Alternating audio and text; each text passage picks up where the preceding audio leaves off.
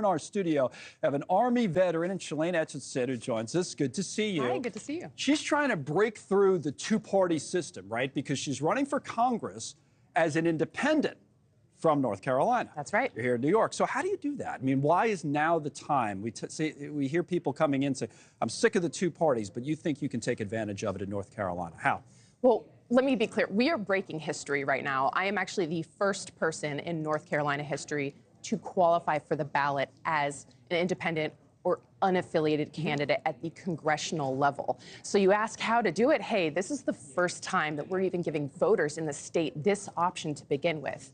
But I do believe this is the time, and the numbers and the stats show it. The majority of Americans say they are politically independent, and North Carolina is no different. The majority of North Carolinians are also politically independent. We look at it in the presidential race. On the tablet, I have the numbers here. In polling, it's so close, 48.2, 48.1, basically a tie between Harris and Trump. As I said, a Dem hasn't won a presidential race there since Obama 08, as I was just talking about.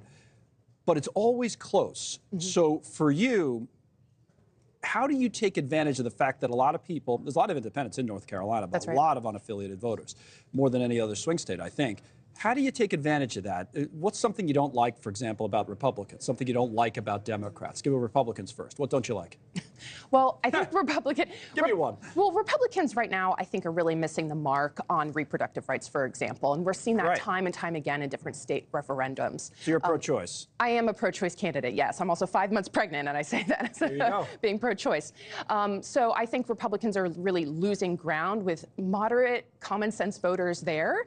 And that's, I think, the theme overall is so many people are saying they're politically independent because they believe that the two parties are bucketed in these extremes rather than where is that who is representing the common sense majority, as I like to say. What's the Democrat issue that you say, well, you know, they're going too far here? And you're trying to find that middle, that moderate middle. That's right. Well, for Democrats, you know, I like to say you don't always have government be the answer for everything. And I think a lot of people value having smaller, limited government interference in their lives. And I guess they fear that the Democrats take more of a progressive, heavy-handed government approach to things. But too much government, essentially. Right, and especially North Carolinians. You know, people like to have their freedom, and so I think that's kind of what people keep an eye on when it comes. You're a veteran yourself, right? Veterans issues. Fort Bragg is in this district, I think, that you were. Oh, yes, it is. Yes, it is. Yes, it is. So veterans issues there. We can pop up if we have the screen of all the issues. And like any state, the economy is going to rank high. What about those specifically? You see that crime is going to be high, healthcare. National security there comes up, as well as defending democracy. What about veterans issues in this state? Is it still advantage Republicans, or is there pushback because of former President Trump and some of these incidents, Arlington and the like? What would you say? Well, North Carolina is a huge veteran state. I mean, nearly 1 million veterans are there, plus active duty members. And in my particular district, it's home to Fort Bragg, now called Fort Liberty. It's the largest military base in the world. By the way, it has not been represented by a veteran in a very long time, so I'm looking to change that. I was in for 11 years. I served at the tip of the spear in special operations in Iraq, Afghanistan, and Syria. I intimately know what it means to go to war and the cost that takes. I personally use the VA healthcare system myself. That system needs a ton of reforms. It is not timely, intuitive, and overly bureaucratic, and veterans get, frankly, very frustrated, and some of them are even dying waiting for their health care. And so in my district in particular, I am looking to be that premier representation for so many veterans that live in that area. We're going to follow your race really closely. I know you're going to tell me that you're going to win that race. That's the prediction. That's right. Who do you think wins on the presidential side between Trump and Harris in your state? Do you have any idea?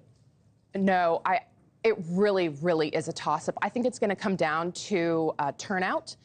Historically, Republicans in the state have had higher turnout than Democrats, but we are having such a resurgence, I think, in Democrats right now, and a lot of excitement with the top of the ticket. So I think it's just going to be a matter of how many people actually get out to vote. And if the Dems have a strong turnout, you know, Harris might be able to pull it off. Would you like to see that, by the way? I know you're an independent, but do you have a preference in the presidential race? Yeah, so I haven't outright endorsed anyone, and that's also by design. I am an independent, and the majority of folks are independent. And I do think that it pigeonholes you into one thing or the other. So I stay very clear. You know, there are things that I will be very clear I don't like about President Trump. I think what happened on January 6th and not Right. adhering to the election results is a real affront to the oath to the Constitution that we take. That's really a serious issue to me. I'm also a pro-choice candidate, so don't really agree with his stance on that as well. What about Arlington, which I mentioned, what happened at Arlington National Cemetery? Yeah, soldiers don't need to be used for political props at all. So I think overall that was not a good look. There is a way for our leaders to honor those that have given the ultimate sacrifice, but not to be used for political gain. It was very nice to meet you. Like I said, we're going to follow the race, and we're following the state today. The vice president is there. So good luck with everything. Thank you so much. Independent candidate, Shelane Etchison, North Carolina. Remember the name. All right.